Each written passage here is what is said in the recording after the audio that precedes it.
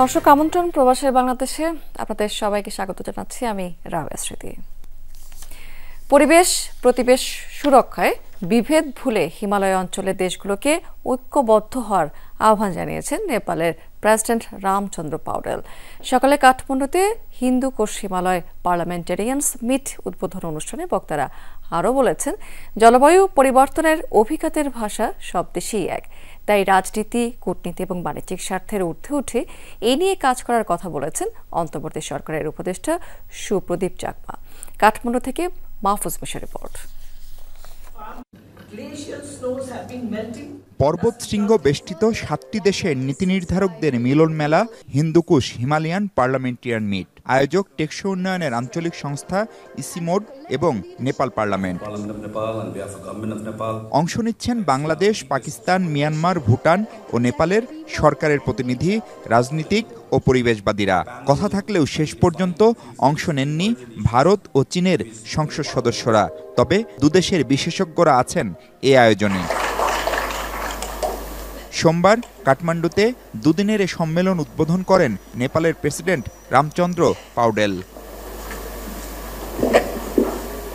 অনুষ্ঠানে পরিবর্তিত বিশ্ব বাস্তবতার নানা সংকট, চ্যালেঞ্জ ও তা থেকে পরিত্রাণের উপায় নিয়ে কথা বলেন নেতারা। জানান, জলবায়ু পরিবর্তনের প্রভাব মোকাবেলা করতে না পারলে বড় ধরনের ঝুঁকিতে পড়বে পুরো অঞ্চল। আমাদের মধ্যে অনেক মতভেদ আছে, কিন্তু পরিবেশ ইস্যুতে সব দেশই কিন্তু ঝুঁকিতে। তাই সব বিভেদ ভুলে পরিবেশ সুরক্ষায় একতাবদ্ধ হয়ে কাজ করার এখনই সময়।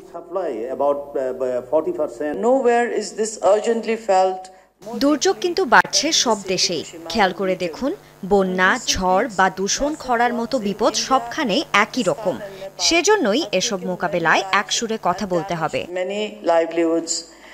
অনুষ্ঠানের প্রধান অতিথি নেপালের রাষ্ট্রপতি বিভেদ ভুলে পরিবেশ নিয়ে একসাথে কাজ করতে সব দেশকে আহ্বান জানান।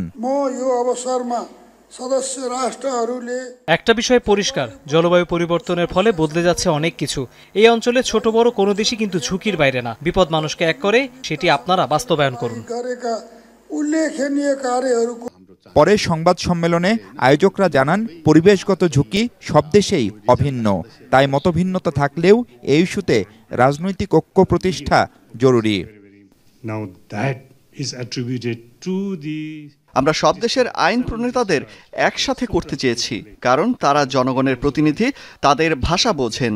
এ ধারা বজায় থাকবে। চীন ও ভারতের আইন প্রণেতারা অধিবেশন থাকায় আসতে পারেননি, তবে তাদের অন্যরা কিন্তু আছেন। প্রথমবারের মতো আইন প্রণেতা ও পরিবেশ কর্মীদের আয়োজন থেকে জলবায়ু পরিবর্তনের প্রভাব মোকাবেলায় টেকসই রূপরেখা প্রণয়নের চেষ্টা করছেন উদ্যোক্তারা। অর্থনৈতিক, সামাজিক কিংবা কূটনৈতিক ইস্যুতে এই অঞ্চলের দেশগুলোর সমন্বিত কোনো উদ্যোগ সেই অর্থে সফল হয়নি এখন পর্যন্ত। জলবায়ু পরিবর্তনের মতো ভয়ঙ্কর ইস্যু যদি এই অঞ্চলের দেশগুলো একসাথে প্রতিহত এবং মোকাবেলা করতে না পারে, তাহলে হয়তো এই অঞ্চলের ভবিষ্যৎ নানা ধরনের প্রশ্নের মুখে পড়তে পারে। সেই সতর্কবার্তায় উচ্চারিত হলো ইসিমোডের এই সম্মেলনে। মাহফুজ মিশু, যমুনা নিউজ, কাঠমান্ডু, নেপাল। ভোলাগঞ্জ সাদা পাথর রক্ষার দাবিতে লন্ডনে সংবাদ সম্মেলন করেছে গ্লোবাল জালালাবাদ অ্যাসোসিয়েশন। পূর্ব লন্ডনের ব্রিকলেনে এই বিষয়ে লিখিত বক্তব্য পাঠ করেন সংগঠনের জয়েন্ট সেক্রেটারি আবুল হোসেন। অভিযোগ করা হয়েছে এই সময় যে গেল বছর 5ই আগস্টের পর থেকে সিলেটের ভোলাগঞ্জ সাদা পাথর পর্যটন এবং জাফলং পর্যটন এলাকাতে কয়েক শত কোটি টাকার পাথর এবং বালু লুটপাট হয়েছে। ফলে অনেকটাই মরুভূমির রূপ নিয়েছে পর্যটন এই ক্ষেত্রটি। সংবাদ সম্মেলনে উপস্থিত ছিলেন গ্লোবাল জালালাবাদ অ্যাসোসিয়েশন কেন্দ্রীয় কমিটির সভাপতি মহিবুর রহমান মহিব, সহসভাপতি মোহাম্মদ আব্দুল মনিম জাহেদি, ক্যারল, সহসভাপতি অলি উদ্দিন শামীম এবং ট্রেজারার রফিক হায়দার সহ সংগঠনের অন্যান্য নেতাকর্মীরা।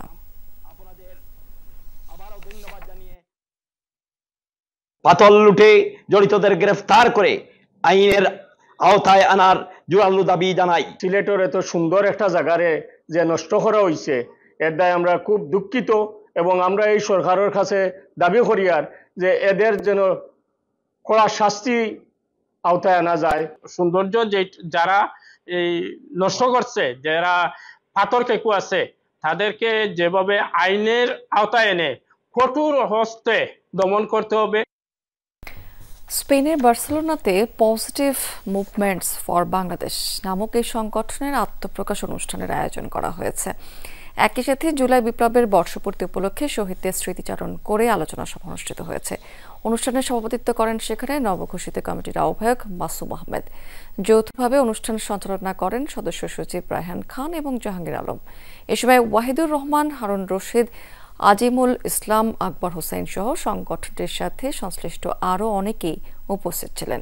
আলোচনা সভায় সংস্কার না করে নির্বাচনের ডাক দেয় অন্তর্বর্তী সরকারের নিন্দা জানিয়েছেন নবগঠিত কমিটির নেতাকর্মীরা। এছাড়া জুলাই আন্দোলন নিয়ে বেশ কিছু ডকুমেন্টারি প্রদর্শন এবং গান পরিবেশন করা হয়।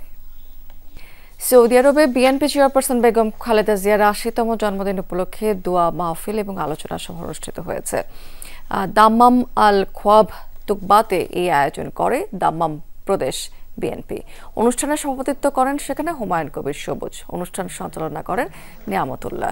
বিশেষ অতিথি হিসেবে বক্তব্য রাখেন সেখানে শামসুল আলম, জামাল উদ্দিন সর্দার, কাউসার তালুকদার, সোহেল রানা চৌধুরী এবং আল আমিন সহ বেশ কয়েকজন।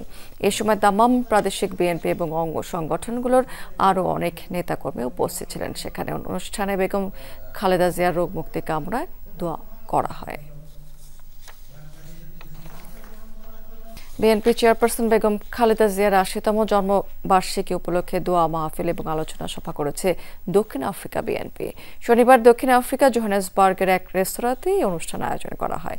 অনুষ্ঠানে সভাপতিত্ব করেন সংগঠনের যুগ্ম আহ্বায়ক আব্দুর রহিম। সঞ্চালনা করেন সেখানে সদস্য সচিব মোহাম্মদ ওমর ফারুক। এছাড়াও আলোচনা সভায় বক্তব্য রাখেন সেখানে রাসেল ইসলাম, যুব দলের আহ্বায়ক মোয়াজ্জেম হোসেন মঞ্জু এবং যুগ্ম আহ্বায়ক আবু সুফিয়ান রাজু। দোয়া মাহফিলে বেগম খালেদা জিয়ার সুস্থতা কামনা করে দোয়া করেন সংগঠনটির নেতাকর্মীরা। ওমানে বিএনপি চেয়ারপারসন বেগম খালেদা জিয়ার রোগ মুক্তি কামনা করে দোয়া এবং মোনাজাত অনুষ্ঠিত হয়েছে। শনিবার রাজধানী মাসকাটের একটি মসজিদে এই দোয়া মাহফিলের আয়োজন করে ওমান বিএনপি। সভাপতিত্ব করেন সংগঠনের সভাপতি নূর হোসেন তালুকদার। অনুষ্ঠান পরিচালনা করেন সিনিয়র যুগ্ম সম্পাদক এ কে খান। এই সময় কমিটির নেতৃবৃন্দরা উপস্থিত ছিলেন। সেখানে মাহফিলে বিএনপিকে শক্তিশালী করতে সাংগঠনিক ঐক্যের কোনো বিকল্প নেই বলে মন্তব্য করেছেন বক্তারা। ইতালিতে বেগম খালেদা জিয়ার ৮০তম জন্মদিন উপলক্ষে আলোচনা সভা এবং দোয়া মাহফিল অনুষ্ঠিত হয়েছে। বিএনপি চেয়ারপারসনের ৮০তম জন্মদিন উপলক্ষে একটি হল রুমে আলোচনা সভা এবং দোয়ার আয়োজন করে ইতালির মনফালকোনে গরিজিয়া বিএনপি। অনুষ্ঠানে সভাপতিত্ব করেন সেখানে ইতালির ভৈরব উপজেলা বিএনপি ফোরামের সভাপতি মোহাম্মদ সাইফুল ইসলাম। সঞ্চালনা করেন সাংগঠনিক সম্পাদক সাইমন রহমান।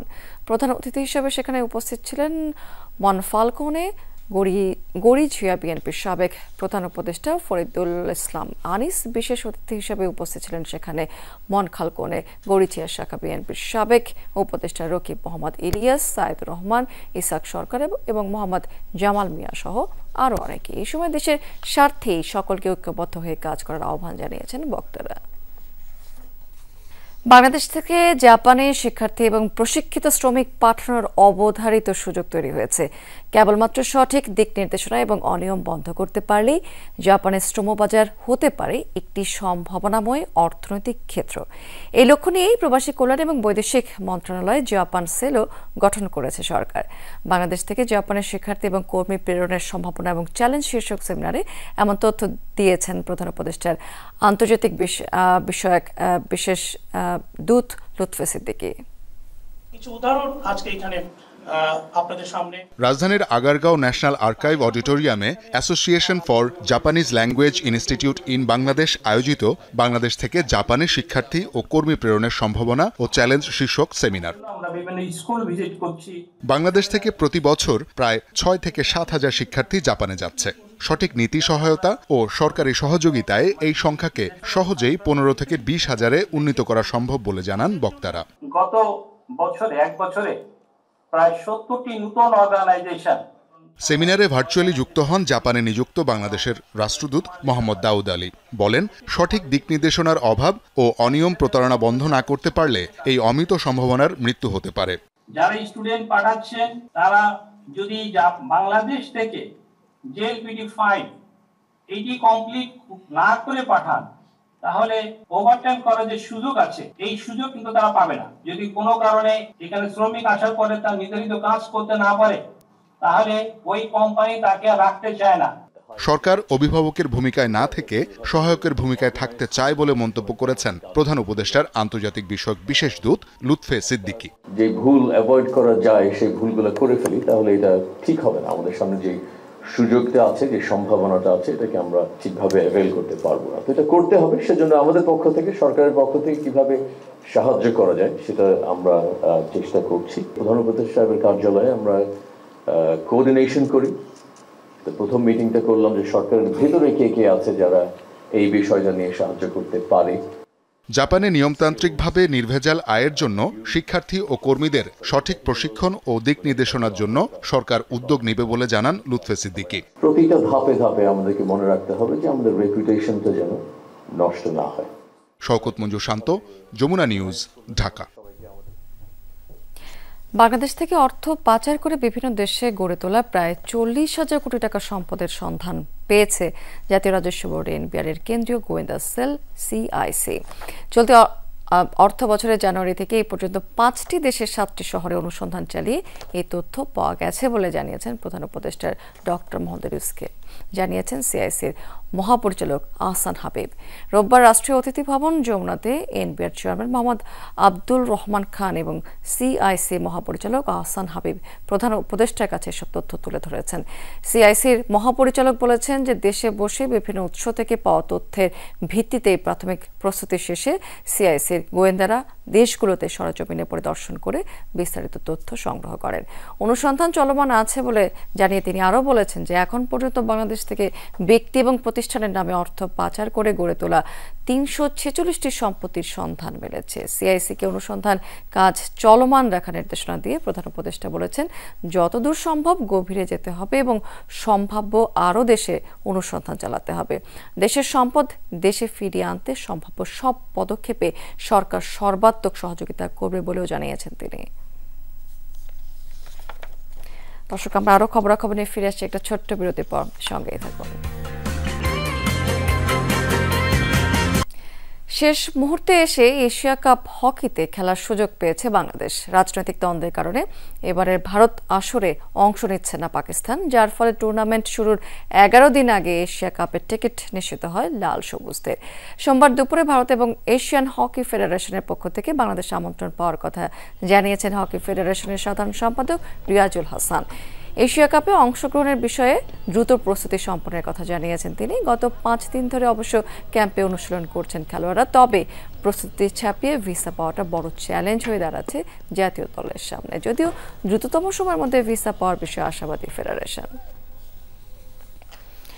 একজন দিনমজুরের চেয়ে কম আয় করেন অলিম্পিকে খেলা একজন আর্চার। অনিশ্চিত ভবিষ্যৎ আর ফেডারেশনের দায়িত্বহীনতায় খেলা ছেড়ে একে একে বিদেশে পাড়ি জমিয়েছেন রোমান সানা, দিয়া সিদ্দিকী, হাকিম রুবেল এবং অসীমের মতো দেশের আর্চাররা। তাহলে কি খেলার পরিবেশ নেই আর্চারি ফেডারেশনে? সদুত্তর দিতে পারেনি কর্তারা। বাংলাদেশ আর্চারি ফেডারেশন নিয়ে মেহেদী নাইমের ধারাবাহিক প্রতিবেদনের আজ থাকছে শেষ পর্ব। 14 বছর ধরে খেলতেছি, অনার্স মাস্টার্স গ্র্যাজুয়েশন কমপ্লিট হয়ে গেছে, কিন্তু আমার কাছে এখনও কোনো একটা জব নাই বা কোনো কিছু নাই। তো ফেডারেশন থেকে বলতেছে তারা চেষ্টা করতেছে, স্যাররা বলতেছে জি আমরা চেষ্টা করতেছি, কিন্তু আসলে চেষ্টাটা কত দূর সেটা আমার জানা নাই। তুমি রুবেল চলে গেলে তোমার মতো রুবেল আরও 2-4টা বার করতে পারবো, কোনো সমস্যা নেই। তো আমি অবাক হয়ে থাকলাম যে একটা কোচ কীভাবে এইভাবে কথা বলে। ফেডারেশন শুধু কঠিন শাসন আর নিষিদ্ধই করতে পারে, না খেয়ে থাকলে কেউ খোঁজও নেয় না। অর্থাভাব দূর করে ভবিষ্যতে নিশ্চয়তা দিতে পারে না। অসম তুলনা হলেও বাস্তব। ঢাকা শহরের একজন চা দোকানি, সবজি বিক্রেতা, এমনকি রিক্সা চালকের মাসিক আয়ও একজন অলিম্পিয়ানের চেয়ে বেশি। চলুন সত্যতা যাচাই করা যাক।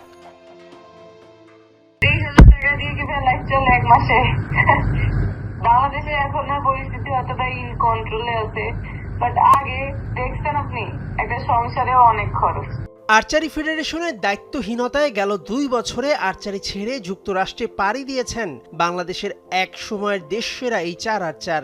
অসীম উবার চালান, রোমান সানা একটি দোকানে কাজ করেন, দিয়া সিদ্দিকী এখন পুরোদস্তুর ক্লিনিক কর্মী, আর রুবেল কাজ করেন গ্যাস স্টেশনে। কোনো কাজই ছোট নয়, কিন্তু তাদের তো এই সময়ে খেলার কথা ছিল লাল সবুজের হয়ে আর্চারি।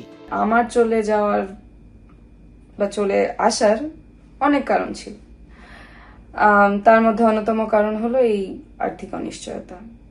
দেখেন, at the end of the day সবাইকে তাদের ফিউচার নিয়ে চিন্তা করতে হয়। একটা প্লেয়ারকে ফেডারেশন তো ওইভাবে টর্চার করতে পারে না, হয়তো বিভিন্ন সময় ফেডারেশনের সাথে অনেক চাওয়া পাওয়া নিয়ে খেলোয়াড়দের মধ্যে সমস্যা তৈরি হয়, এটা আমাদেরও হয়েছে। ওই সময় হয়তো খেলোয়াড়রা যেটা চাইতো ফেডারেশন সেটা দিতে পারতো না। খেলা ছেড়ে বিদেশে পাড়ি দেওয়ার ঘটনা অন্যান্য ডিসিপ্লিনে অতীতেও আছে, কিন্তু প্রশ্ন ওঠে ভিন্ন জায়গায়। সাম্প্রতিক সময়ে শুধু আর্চারি ফেডারেশন থেকে সেরা অ্যাথলিটরা খেলা ছেড়ে দিচ্ছে কেন? এখানে আসার পরেও আমি একটা জিনিস নিয়ে খুব হতাশ যে বাংলাদেশ আর্চারি ফেডারেশনের হয়ে বিগত 10 বছর ন্যাশনাল টিমের হয়ে খেলছি, এত রেজাল্ট। একটা জিনিস নিয়ে খুব হতাশ যে বাংলাদেশ আর্চারি ফেডারেশনের হয়ে বিগত 10 বছর ন্যাশনাল টিমের হয়ে খেলছি, এত রেজাল্ট দিয়েছি। তো তাদের কাছ থেকে আমি ছোট্ট একটা লেটার চেয়েছিলাম যে আমি যে বাংলাদেশ ন্যাশনাল টিমের একজন প্লেয়ার ছিলাম, আমাকে একটা লেটার দিয়ে প্রকাশিত করেন যে আমি একজন ন্যাশনাল টিমের প্লেয়ার ছিলাম, আমার এই রেজাল্ট। রুমান সানার কথাটা বলতে পারেন, রুমান সানার তো আসলে পারফরমেন্স আমাদের লোকাল খেলাগুলোতে সেমিফাইনালে উঠতো না। হাকিম আহমেদ রুবেল ওর ইস্যুটা দিয়া সিদ্দিকে যেহেতু রুমান সানার ওয়াইফ, ওরা দুজন একসাথে গেছে আর কি। দিয়া সিদ্দিকে কোনো প্রবলেম ছিল না, ওয়ারাই নো। আর রুবেলের যে ব্যাপারটা, রুবেল হয়তো হি ওয়াজ মোর, মানে আমি not sure, but maybe he is more materialise life, হয়তো সেটা ভালো একটা লাইফের জন্য হয়তো তার সুযোগ ছিল, এই কারণে হয়তো গিয়েছে এরকম কিছু একটা।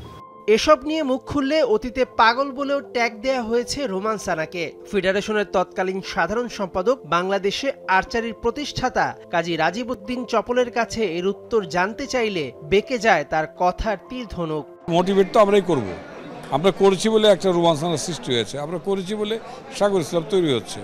না করলে অর্গানাইজারদের যে পর্যন্ত দেশ জাতি মূল্যায়ন না করবে, অবক্ষয়টা থেকেই যাবে, এরকম বিশৃঙ্খলা হবে। কারণ আমরা যদি ভালো কাজের প্রফেশন না পাই, আমরা ভালো কাজ করতে যাব কেন? সাকিব, তামিম কিংবা জামাল ভুঁইয়া কেউই সবসময় তার সেরা ফর্মে থাকতে পারে না। আপস অ্যান্ড ডাউন মিলেই তো স্পোর্টস, তাই বলে ফেডারেশন তো হাত ছাড়তে পারে না। অথচ উল্টো পথে যেন দেশের আর্চারি।